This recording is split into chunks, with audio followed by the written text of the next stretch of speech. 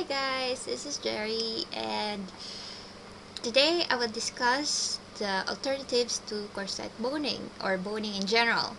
Uh, Basically, boning or corset boning comes in steel and plastic, and many will say that the steel ones work better, but I think that's debatable.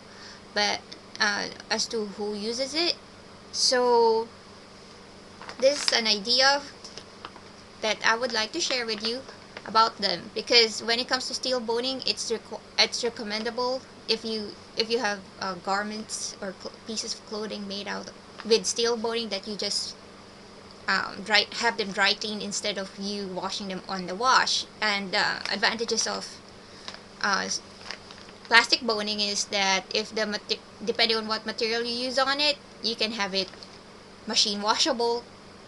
uh, Considering if your washing machine doesn't have an agitator, or the middle thing that pushes the clothes around, if you don't have the big agitator in the middle of washing machine, depending on what materials you use on your corset or your costume, it can be machine washable. So alternates to steel boning, that's is plastic boning. You can buy them in different lengths, covered, uncovered.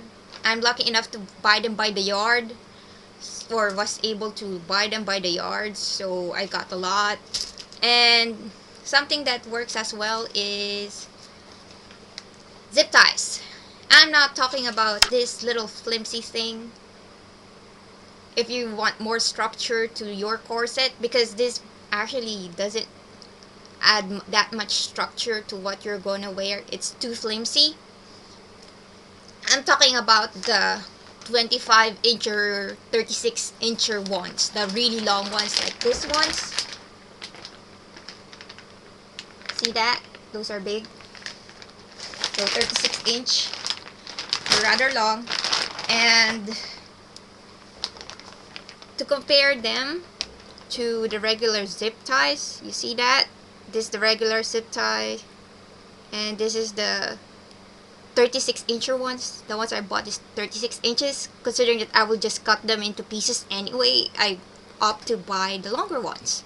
So obviously you have to cut off the heads or the locking mechanisms of it, and then you have to round off. After you cut it like that, you have to round off the edges and sand them, because when those corners are pretty sharp, and when they start digging to your skin, that will not feel too comfortable. So you have to round them off. This is actually the end parts of it, but you get the idea. You have to round it off and sand it. So that's basically what you have to do with zip ties.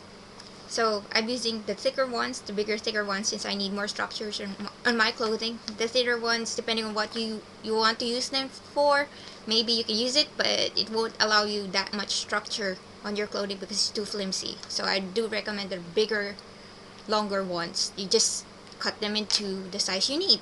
Also, that you don't sew over them, you sew around them. That's one lesson I want to teach you guys before you, if you're new to corset making or bustier making. You sew around them, or you don't sew over them. So basically, the boning, you have to make them half an inch or a centimeter shorter than how long you need them to be, so that you can sew around them and they have a little room to go up and down inside the seam you were allowing them, or where you inserted them. So yeah, cut them a little shorter so that they have room to go up and down the seams. So yeah, that's about it, and hope you guys find it very useful or useful. So bye, Janet.